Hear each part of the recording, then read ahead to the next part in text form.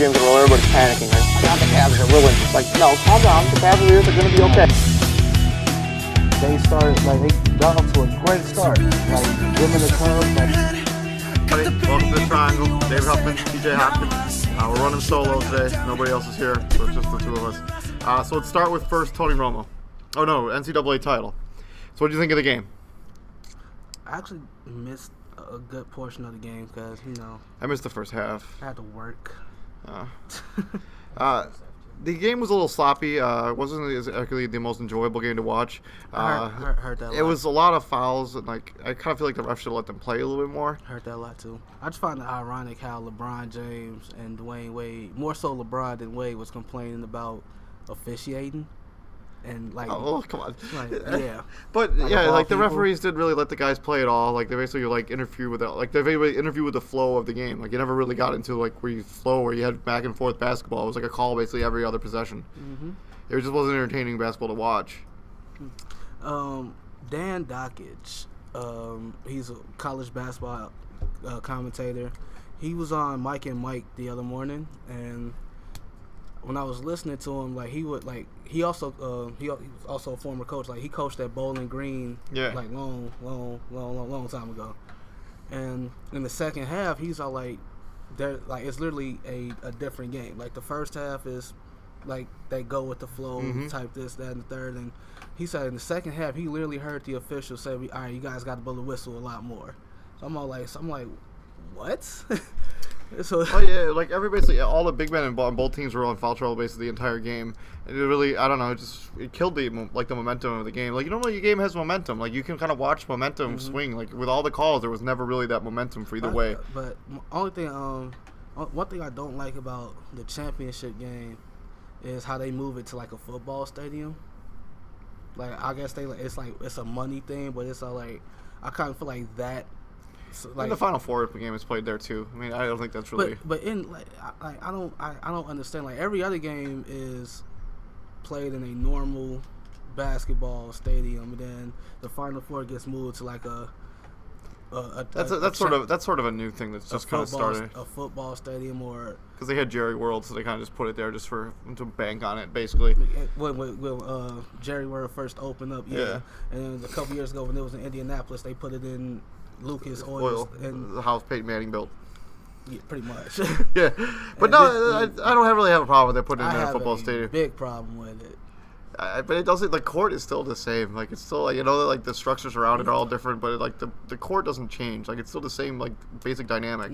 No, because I'm all for just putting it in a regular NBA sized stadium. But you can't fit nearly as many people in an NBA stadium. Who cares? It's all about the money, dude. They're against college, dude. They don't care about the players. They don't care about any of this stuff, dude. They just want to make bank, dude. They will still make money. No, they're making more money now. They're putting 100,000 people at Jerry World, and they're having 100,000 people show up to the game. And the NBA stadium most you can get is 30. In the nosebleeds, who can't even see the court because they're up. They still pay for the seat. They still pay for the popcorn and Cracker Jack and peanuts and oil, whatever they got. You think they buy concession stands? Then you really own something because them concession stand prices is probably sky high. Yeah, but what about the tournament as a whole? How did you feel about the tournament as a whole? It was good. Of course, you got a few games where the officiating was questionable. I'm not saying the officiating was terrible throughout the entire. It was kind of bad throughout. It was bad, but it was a few games where it was just god awful, the Northwestern Gonzaga game. That was terrible. There was a couple others too, but the South Carolina Duke game or North Carolina, even the championship game with Kenny Meeks was on the line. How do you miss that? They have replay. They can review. They even called it a jump ball. They went back and looked. How do you not I don't understand. How do you miss calls like this? There should be we have enough replay stuff where there should never be a missed call anywhere in the NBA, anywhere in sports. We have these they review all kinds of stupid stuff, and then they still get calls wrong. Even baseball, then went back to reviewing plays and what happened. If baseball can get it right, it just frustrates me. Dude, unbelievable ends like that Gonzaga call against Northwestern. How do you not review that? How do you not get that call correct? I just don't understand. And I think what they bank on is how the flow, how you said early in the game, it was terrible, but the last couple minutes it was go, and it was it was like a frenzy. It was like I think they hoping like a fantastic 4 to 6 minutes at the end makes up for a terrible 34 first 36 minutes of the game. I think, but it was the end of the game was pretty fairly entertaining. But yeah, it was. I don't know, So like I kind of feel like if people just remember them last 4 minutes, they can forget the first 36. I mean, most people didn't even turn in. Most people don't even turn into the game until halftime most of the time. They're like, oh, we'll just watch the second half. If it's close, we'll keep watching. If it's over, I'll just turn it off. Because most people's brackets are busted at this point, so they don't really even care who wins. Oh, yeah, because Dan Dockers was all like, the officiating in that game was so choppy. It was like a game that should have been in the upper 80s, and it should have been because of those two, because of the talent that those two teams have, and we've seen them score. I think Gonzaga averaged in the upper 80s, and North Carolina in a regular season, and then North Carolina averaged big moments always seem to.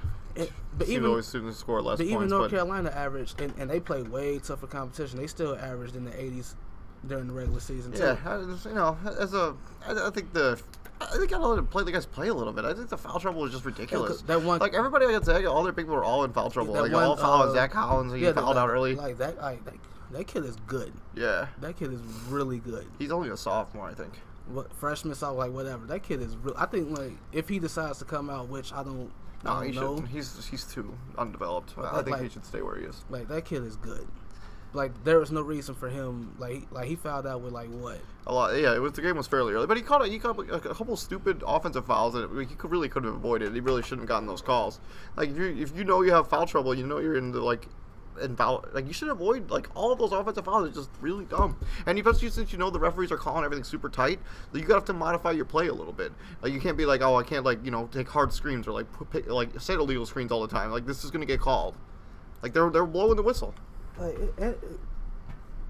My thing is I think it depends on the officiating crew. Mm-hmm.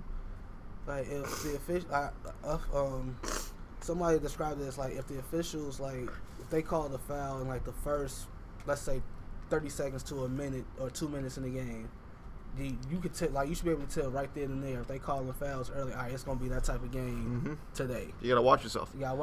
And then on defense you gotta watch yourself. Offensively, get the ball head down, just go. Go at the next person because they're gonna be calling everything. And then so as a whole, how do you improve the NCAA tournament as a whole? Is there any way to is it as good as it's gonna get? Well, my improvement, I'll put it in the NBA stadium instead of a big. Besides the money grab. But like I said, that's not gonna happen because there's too much money to be made, and I would just if one way to improve it, let the kids decide it. Let the kids decide it. Don't let a missed call, or a bad call be the end all be all. Be able to review things like a hand in the basket for a goal 10 that should have been called but wasn't called, things like that. Okay, so common sense things. Yeah, let's. Well, I don't know. For me, I think the NCAA tournament is about as good as it's gonna get. The first weekend's really exciting, then it kind of gets less exciting as it goes on. I think the only thing the tournament itself is good. I think one thing college basketball people would like to see improve is how the selection, the process leading up to it, the selection Sunday, because you had a lot of people feel Illinois State should have made it. And I forgot who else. It was two big snubs that people felt should have made it, and Illinois State was one of them. Yeah, I mean, but there's always going to be, no matter what you do, there's going to be snubs. There's always going to be somebody. Yeah. Always going to be somebody on the way out. What, 64 teams? 68. 68 teams, and people still get left out? Yeah, it's a little ridiculous. So let's go move on to the NBA. Let's talk about this Derrick Rose situation. So he's got the torn meniscus in the other knee now, and he's going to have to... so he's going to miss the rest of this season, which basically the next season was over anyway, so it's irrelevant. It's 4 games, 6 games. And then some meniscus tear. I mean, it's really not a big surgery. Russell Westbrook had one of these a couple years ago. D-Wade had his completely taken out a few years ago. Yeah, he went over to Germany. Had the... Anyways, what do you guys think? What do you think about the Derrick? What does this situation do for his career? What do you think it does for him as a player? Is it over for him? No. Why would it be over? I think he's getting close to be damaged goods. Like, what's his money gonna be? What's his money gonna be in the open What's market? his asking price? 150. I don't think he's getting anywhere close to that. 150. Why not? Because the injuries can happen to anybody at any given time. Yeah, but It's not just him. But it's not. I don't like. I know you made the comparison to Mike Connolly. I don't think that's appropriate. That is appropriate. Mike Connolly Yeah, but Mike Connolly was a face of that franchise. He was like Memphis' best player, and he basically. And how many people remember that Mike Connolly is even in the NBA? When they talk about point guards, who remembers Mike Connolly? How many names do you say? How many names do you say before you mention Mike Connolly? All right, why don't you try? Go. Isaiah Thomas, Rose, Wall, Damian Lillard, Walker. Curry, Walker. All right, for sure. And he's the highest paid player in the NBA right now. But they had to pay him that price. Kyrie. They basically had to pay him that much to keep him in Memphis. So who's going to Memphis? Who wants to go there? Right. Good point. Who wants to go to Memphis? Mike Connolly does. He wants to live there forever. Like, come on, man. Like it's like it is exactly it is a fair comparison when Mike Conley got 150-some million for. But he's not. He's only been in New York one season. For like, averaging he's not 15 a game. But he at least achieved stuff when he went. They went to the Western Conference Finals once. And so Derrick Rose is going to an Eastern Conference Finals. No, he didn't. Yes, he did. When he was on the ball, all right, maybe he did. Yeah, all right. His MVP season. He's accomplished way more in those 3 years. He accomplished more than Mike Conley. But he hasn't accomplished anything in New York. It's 1 year. So does he go back to New York? Is that I don't know. Like me personally, I've heard rumors about him going to San Antonio. I kind of like that. Cause you got an old Tony Parker. Retired. He's retired, Tony Parker. He's got a lot of miles on that. So and like by that point, if Tony Parker does retire, you pretty much the point guard spot is open for Patty Mills, Kyle Anderson. He's tall, but he can bring the ball up because he did it when he was at UCLA. I would like to see him in Utah too. Yeah. That's if they keep Gordon Hayward. If they lose Gordon Hayward, then all bets off. They're not gonna lose him. I don't think. Like he's gonna stay there. He's gonna like it there. Think so? Yeah. I don't know, man. If Boston comes to him and they give him, but isn't he restricted? I feel like he might be a restricted free agent. Like he can't just leave. He's still gonna have the mean. It's not like he may be restricted, but he's still gonna have the restricted free agency. Like if another team offers him a contract, I understand how it works. Current, I'm asking. Yes, his current team has the opportunity to match. Yes. Okay. Yes. Because not everybody might. I'm just clearing it up for the listeners. Everybody might not, understand. We've been talking about restricted free agents for a while. I hope that you viewers would know what free agent free agents. Some of them don't. All right, we're educating people here. You gotta break some things down. We're educating some people here. Yeah. So Derrick Rose, I think it's sad. Like his career is really almost fallen off the deep end. Like he was at such a high point. Like it was like he was gonna be the next big thing, and then kind of everything kind of fell apart. It's sad. Yeah, it happens. It happens sometimes. I mean, but it's. And I think his reputation has taken a huge hit. Well, because that one game he went rogue. No, it's not just that. It's just the way he handles himself with even the media and the way he talks when he's on camera and stuff. He's always been like that. He's always been like that. Yeah, but it's just ever since he became a media focal point. Personality wise, what's changed? He just doesn't. He just says things that you shouldn't say. They're just I'm worried about my money. I realize, but what's wrong with him saying what everybody else is saying behind closed doors? I think you have to be a little more PC, I guess, with this stuff like this. What makes because people once again, I guarantee what he's saying in the public, everybody else is saying. So LeBron was "Yo, I'm the best player on this team." So people LeBron was I'm a couple years ago. LeBron's "Yo, I'm the best player on this team, so I gotta step up." People trashed him. They're "Oh, he doesn't have confidence in teammates and blah blah this and blah blah that." People trashed him. Yeah. But was he lying? No, he won't lie. But people were killing him for saying that kind of stuff. Man, you shouldn't say the stuff that everybody thinks. You should be So what's wrong?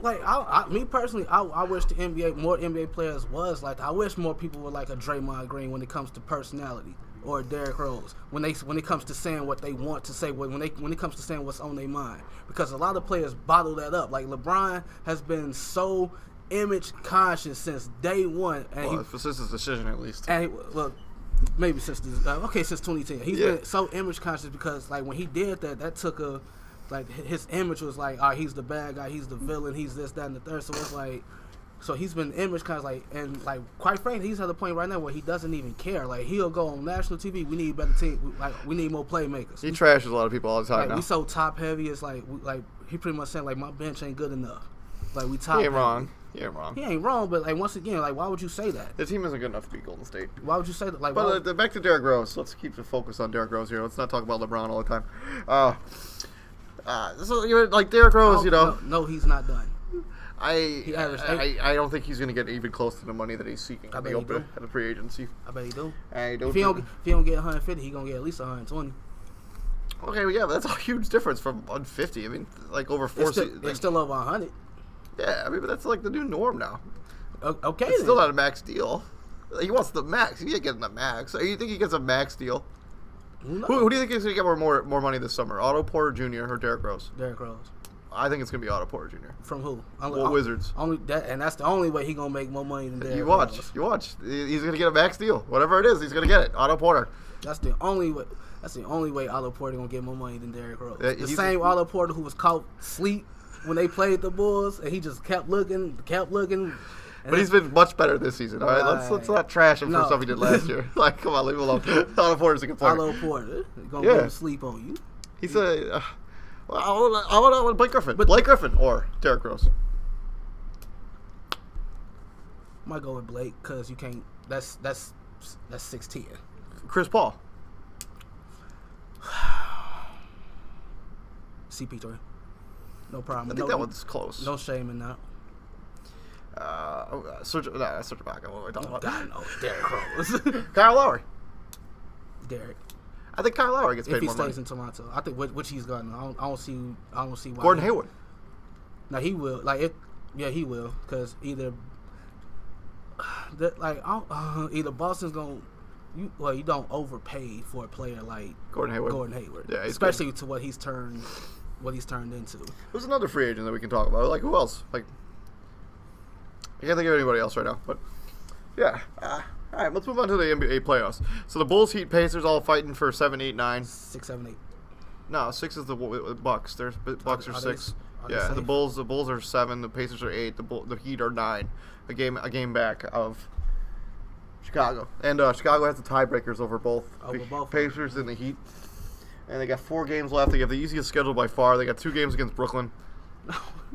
They're going to lose at least one. I mean, they might lose them both, Milwaukee's man. 5, actually. Atlanta's 6. Oh, yeah. Well, Atlanta's still got like 2 games clear of. Indiana. Wait, so Atlanta's 6, we're 7.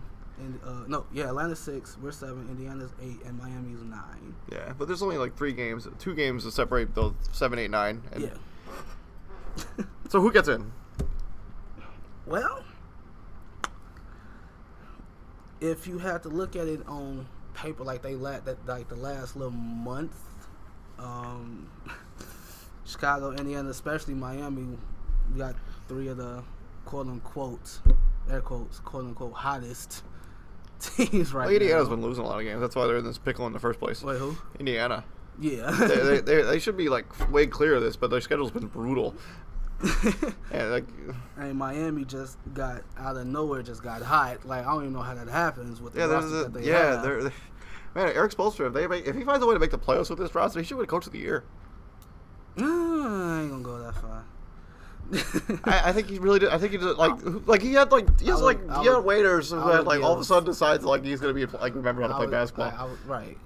I would give Brad Stevens Coach of the Year, but either Brad Stevens or D'Antoni. But moving on. I mean, when you just list the Bulls' schedule, I mean, I don't know what the other 2 games are, but I can find out real quick. They play Philly they tomorrow. They should win that game. The Nets, the Magic, and then they finish with They the should Nets. win all 4 of those games. They should blow out whoever they're playing. But we just played the Magic couple they beat us nights by a lot. ago, and we played the Sixers a few weeks ago, and they beat us by 10. Oh yeah, Dario Saric had a big game. Yeah, and losing to the Knicks does not help. Man, they got blown out. It wasn't even we weren't even really competitive. No. It made Kyle Quinn look like a superstar. What? And yeah, I mean, the only hope is that if the Bulls keep winning, if they win their last 4, and Atlanta loses, we move up a seed. Because I would rather face Toronto in the first round than Cleveland or Boston. Yeah. In the first round. Yeah. Where's Washington? They're the 4th seed? Washington's 4. Oh, man, I don't want to play Washington either. So, yeah, I would just, like, try to hope for... Man, if I was Cleveland, I'd almost rather get the 2nd seed so I don't have to play Washington in the 2nd round. Exactly. I'd like to avoid Washington as long as I could. And I think they're the best. I think they're the 2nd best team in the Eastern Conference. I think they're even better than Boston. I don't even know what psychological effect hold the Bulls have on Toronto, but Yeah. they have one. They got us recently, though. I don't know why, and I don't know how, but they have a. And what do we think about Dwayne Wade? He's announced that he might be able to come back before the playoffs. Practicing. I'm all Man, like, he should what? man, they've been better. They've been better. They've played more consistent basketball since he hasn't been on the team. Because I kind of feel like it's Rondo's hurt. He might not play tomorrow. Like, remember how earlier we talked how Aldridge's first year in San Antonio, it was more so like Kawhi, like, not, you know. Yeah, he was trying to find his place. Yeah. Yeah. I kind of feel like with the Bulls this year, it was something like that. Like when somebody like a Dwayne Wade comes to your team, it's just like, whoa, I'm young in this league. That's Dwayne Wade. Well, I think he was also trying to like not step on Jimmy Butler's teams. Like he understood that this is Jimmy Butler's team, so he took a back seat. But I still think the Bulls have rhythm. Offense has a better flow without him on the court. Like as bad as that sounds, like you want to know ESPN? because he can't shoot the basketball at all. Like he's like a slasher. So he can put like 3 slashes on the court at the same time. Like you put Mirotic on the starting lineup with Paul Zipser, that like all those space the floor better than when having like those 3 guys on the floor together. Like you'd almost have to bring Dwayne Wade off the bench.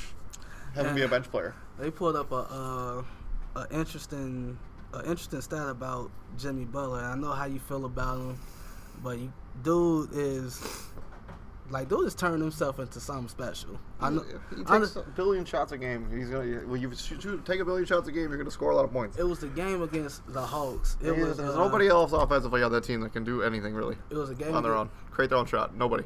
It was a game. Not a single stall. It was a game against the Hawks, and like you know how they won that one. And, like it was like clutch. It was like clutch possession. It was like, and when it comes to game winning shots, 10 seconds or less, Jimmy Butler has not missed a shot in his career. What? He hasn't. How can that be? ESPN pulled it up. He has not missed a shot when it's like 10 seconds or less in the shot clock, like to either tie the game or for the win. He has not missed a shot.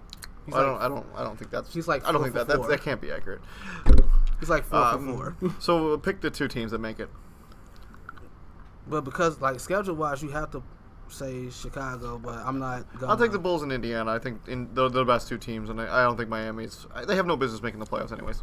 Yeah, that's fair. Like they're not ready to be a playoff team. they have nobody on their team that's star. good. That's I mean, like Whiteside's okay, but he's nothing special. no, Nothing like really special, at least. yeah, no. And then so we'll move over to the NFL. So Tony Romo, instead of being traded to Denver or to Houston, he decides he's going to be. Once again, he made Jerry Jones' decision for him. Like he's going to go to CBS and replace Phil Simms. Yeah. As their number 1 analyst on CBS. That seems crazy to me too, though. Like he's never been an analyst on like anything, and he's all of a sudden going to become their number 1. We as journalists, that's what we have to deal with. Like Phil Simms is like, did Phil Simms quit? Did he get fired? Like what? No, he's just. They're just pushing him back in the rotation. Like I just don't understand. Like why you all of a sudden Phil Simms is like, oh, you're done. But I've heard 2 different things. Like I've heard he's gonna like go right into that spot, and I've also heard like he's gonna be on like the like on the team like right below them. I heard he's gonna be the number 1. So eventually, he's gonna replace Phil Simms. How do they know that he can even like do that job without him having to like even try it? Like they're just like, oh, you know what? You're gonna be the number 1. And Phil Simms is like, whatever you think about it, Phil Simms is not terrible to listen to. Like he's very knowledgeable. Mm-hmm. Let's go back to the football situation. Why do you think he retired instead of playing? Do you think he just had nothing left to give, and he's just like, you know what, I'm a borderline Hall of Famer. Even if I was to go and like almost win a ring somewhere, I'm still my status as a borderline Hall of Famer doesn't really change. Well, it comes down to obviously health. Like when you have back problems, and every time you get hit, people hold their breath to like, all right, okay, he got up, he's good. But like no, like when it comes to like health is important. He has 3 kids, 2, 1 on the way. Yeah. So it's like that's the big one, and the other big one probably more important than health is the money factor. Like, even if Dallas paid, even if he decided to play, and Dallas kept him, they still would have owed him $19 million. Yeah, I mean, like everybody talking about some. Well, when you retire, you can stretch your contract out for a couple seasons with a stretch provision contract clause. So he's going to get paid like over a series of years as opposed to. But I just find it funny how like people are like no one wants to pay Tony Romo $19 million to be a people backup. would have. But my thing is Chase Daniel has made a career of being He's a not backup. getting paid that much though. He got paid $10 million last season to be a backup. It doesn't matter. He still got paid a ridiculously large amount to be a backup. I don't think Chase Daniel's probably thrown one pass in his NFL career. If that. So, like for Houston and Dallas, or Houston and Denver, where do they go from here?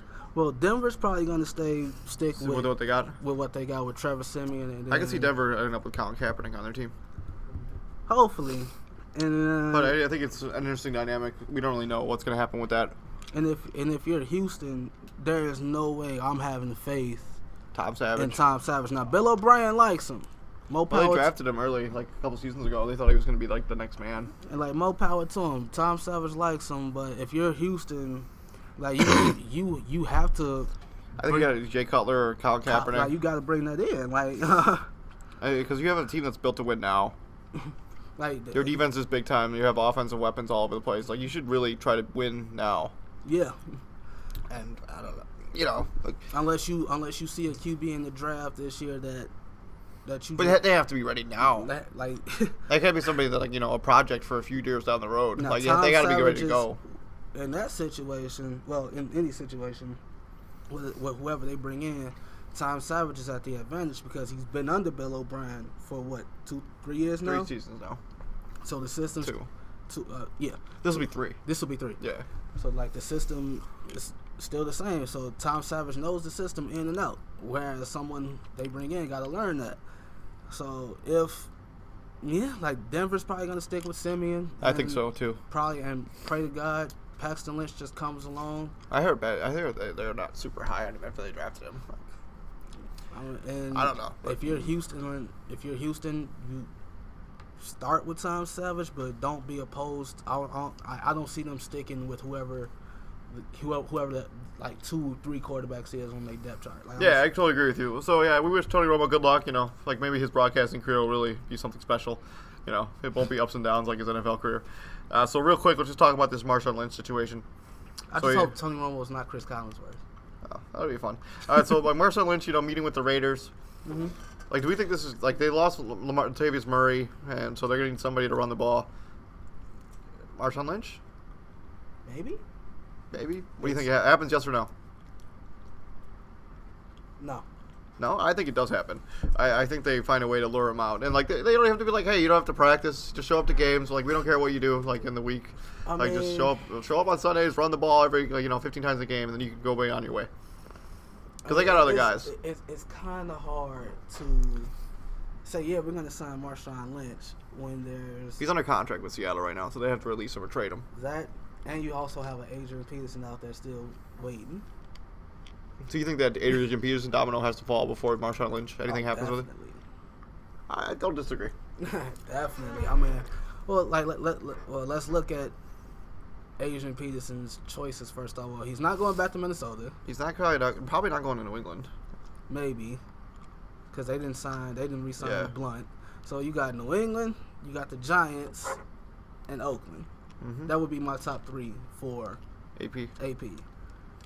As opposed to Marshawn Lynch. Well, he's probably not going to go back to Seattle because they signed Eddie Lacy, and they got Thomas Rawls, and they got the other guy. Procise. Yeah, CJ Procise. So all the 3 of them got to do, well, 2 of them got to stay healthy. Eddie Lacy got to keep his weight down. Yeah, well, it's a struggle for all 3 of them. Behind that offensive line. Yeah, which isn't good. No. That's kind of why I think that kind of pushed Marshawn Lynch into retirement. Early retirement. You go to Oakland, they're the second best offensive line in the league. So if you put AP or Marshawn Lynch behind that old line, yeah. The only thing Oakland gotta fix is the other side of the ball. Yeah, I mean, they're going to be better. I think they're going to draft a lot of defensive players. They're gonna be they're gonna be better, but it's like outside of Khalil Mack and Bruce Irvin. Mm-hmm. I mean, they're going to get somebody. I'm telling you, they're going to build up that defense. It's going to be all. They're going to get a corner in the draft. They'll probably just draft like straight defensive players the whole way. Just straight secondary and linebackers. Yeah. Because that front seven, you good. Like their run four is fine. Their linebackers are pretty weak. Once again, you gotta I understand Khalil Mack can play two positions. He's the first player in NFL history to be named to the All-Pro team in two different positions. It would be amazing for them to get a linebacker or a DN so Khalil Mack can just focus on one. Imagine how dominant. Imagine he could be better than J.J. Watt if he could just focus on that DN spot. Yeah, I mean, I don't, And I know that's pushing it. I know it's a stretch because Khalil Mack, he's just starting, and J.J. Watt is J.J. Watt. I think they're already kind of close at skill level. I think they can both you got two dudes who are just freakishly athletic, and it's just J.J. Watt. All he got to do is stay healthy. Khalil Mack, I don't think Khalil Mack has had any nagging injuries so far. No, he hasn't. He's not really good if somebody gets hurt. He's pretty well built. And, we'll see what happens. You want to know something? It is incredibly hard to run against Oakland in Madden. I know it's a video game, but it is incredibly hard. Well, their real life run defense isn't good. To run the ball. I'm if they could just do this in real life, they would be amazing. You can't run left or right against. Because Khalil Mack's probably chasing you down. You got Khalil Mack on one side, you got Bruce Irvin on the other. So that's why you run down the middle. Your best bet is to go up the middle if you playing against Oakland in Madden, and even then, you getting 3 yards. That's it. Yeah, I mean, when we come back next week or later this week, we'll talk about a little bit of baseball. We'll break down some more NFL stuff, and then we'll give out some NBA awards. I'm with that. Yeah, so we'll be back on Sunday. We'll see you guys later. Just to prove a point, I said earlier that Jimmy Butler has not missed a shot in the clutch in his entire career. He is 4 for 4. Go-ahead shots in the final 10 seconds for his entire career. He is 4 for 4 from the field. 3 for 3 from the free throw line. I feel like that's not missed a shot. I feel like those are skewed somehow. He's not missed a shot. Go home. We'll see. We'll see you guys later. Peace out. Not